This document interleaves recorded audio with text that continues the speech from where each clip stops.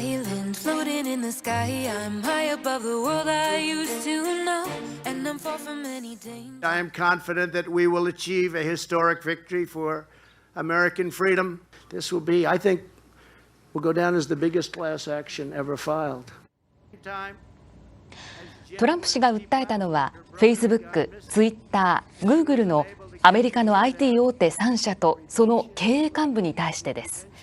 トランプ氏は会見で、検閲が違法であり、憲法違反であることを証明すると述べ、自らのアカウントの凍結措置の差し止めや損害賠償などを求めました。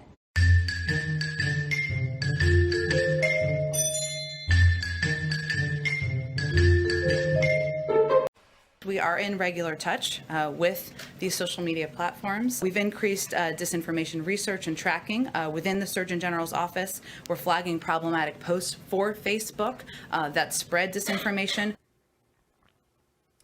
Unbelievable. The White House now saying that it has been working directly with Facebook to flag COVID-related posts that the Biden administration deems, quote, problematic. In a statement to Fox News, Facebook says we permanently ban pages, groups, and accounts that repeatedly break our rules on COVID misinformation, and this includes more than a dozen pages, groups, and accounts from some of the individuals referenced in the press briefing today.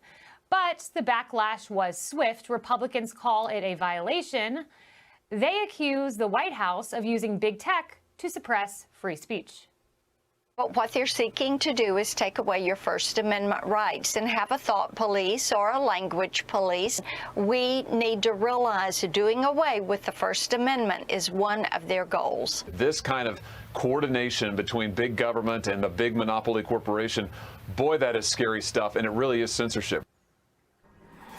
Emily, my mouth dropped open when I heard this quote from Jen Psaki, because the Trump class action lawsuit is alleging that big tech has essentially colluded with government and become a quasi-government actor. And I got to tell you, the Trump lawyers had to have been celebrating, toasting champagne when that was admitted from the podium. Right. I foresee an amendment of the complaint there as they introduced this right into it. I will say that absolutely I agree. And remember that as President Trump was announcing this lawsuit, he said that specific phrase. He said the government has deputized social media platforms, which is why President Trump filed that lawsuit. He said, as Twitter made clear, the right to cut off speech lies most powerfully in the hands of private digital platforms. And the extent to which that power matters for purposes of the First Amendment and the extent to which that power could lawfully be modified by the federal government. And remember, too, that the power to cut off this speech that the justice was talking about, it's not only the facts themselves and that dissemination, but it's also the public reaction to it. And those two things are equally important here.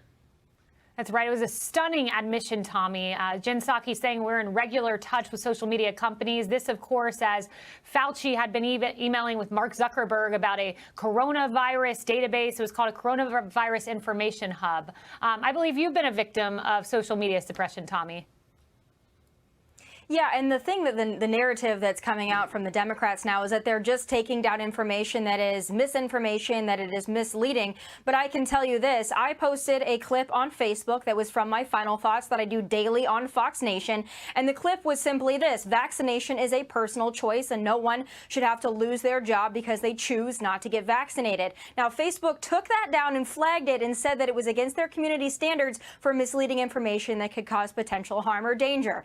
Again, if telling people that vaccination, which is voluntary, by the way, if telling people that that is a personal choice is what they consider misinformation, and that was well before what Jen Psaki said yesterday, boy, we've got a lot of problems on our hands here. And this is what happens: controlling the narrative, controlling the conversation, controlling the information. If the kiddos out there are wondering how communism starts, bingo, here it is.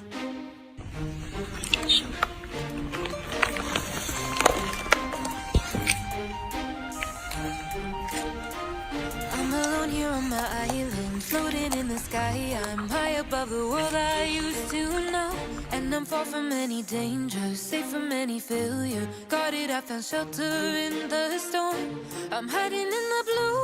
谢谢天元长，大家好。 Safe between the clouds. 我很高兴再次来到清华大学。听话是一个非常 Was 差 a 的。 soldier in the legions, fought against the demons, fought against the monsters made of gold. But they stormed across Arcadia, following their nature, washed away the place I once Breaking called tonight, home. President Biden says individuals who post disinformation about vaccines on social media are killing people. The administration is defending itself tonight following its revelation that it is flagging social media posts it considers wrong and complaining about them to platform managers. Critics are calling that censorship and Big Brother. The administration is saying it's trying to save lives. Killing people. I mean, it really, look, the only pandemic we have is among the unvaccinated. And they're killing people. Another concern down the line, stifling freedom of speech on social media now based on a recent history of censorship. Facebook used to block people from posting that COVID may have originated for a lab. That is something this president now admits is a possibility. So is there any concern that things you're trying to block or have taken down might someday turn out to be? We don't take anything down. We don't block anything. Facebook and any private sector company makes decisions about what information should be on their platform. This is a White House that just a few days ago hosted the singer with the #1 album in the world to come here for an event to craft content to help them promote vaccines on social media. It is a tool the White House thinks can be used to their benefit, but there is real concern amongst officials here about what might happen when info that has not been verified goes viral.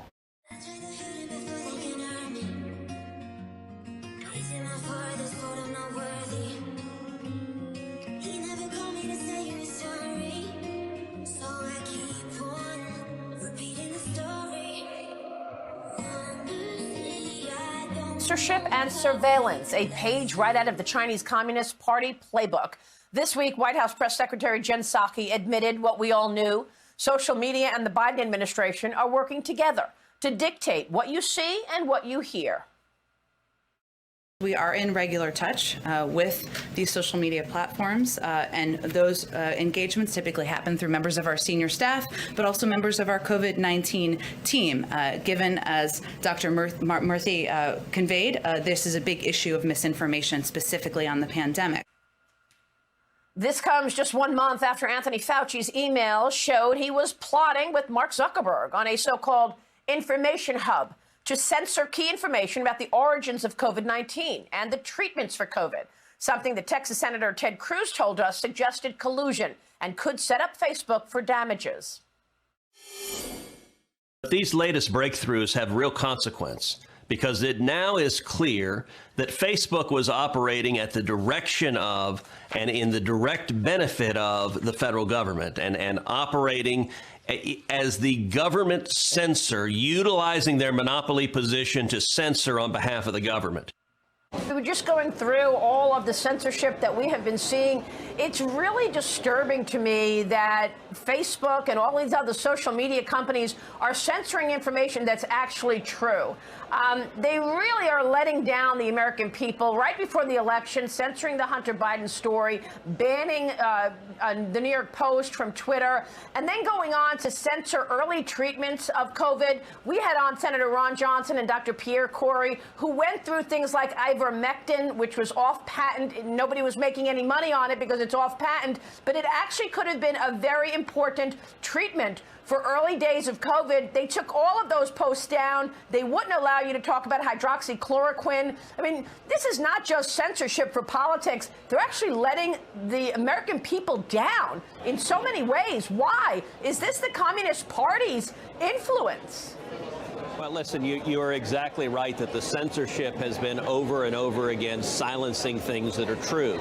They banned, for example, any arguments that the coronavirus originated in a Chinese government lab in Wuhan, China. It now appears the overwhelming weight of the evidence suggests that's in fact where it originated, in a Chinese government lab. You mentioned the New York Post. As you know, I do a podcast every week called Verdict with Ted Cruz. I just filmed a podcast just about an hour ago where I sat down with the editor of the editorial page of the New York Post, and we talked about their story in the fall of 2020 about Hunter Biden's laptop. They broke that story, and big tech silenced it, took it down, and we now know that story was true. You covered it at the top of your show, how that story was true. And I got to tell you that the New York Post editorial page editor told me that even when he tried to direct message the story to other people, people were asking, hey, what's the story?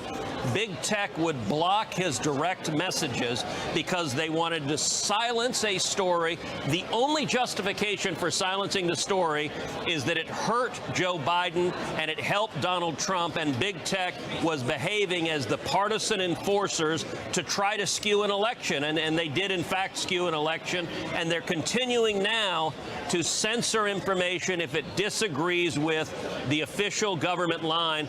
I got to say, it's the same thing you see happening in a communist country like China, in a communist country like Cuba, where if there are facts that are contrary to the government orthodoxy, the dictatorship prevents you from sharing the facts. Big tech is doing the same damn thing here in the United States, and it is a frightening threat, not just to free speech, but for the ability of the American people to learn the truth on a host of issues.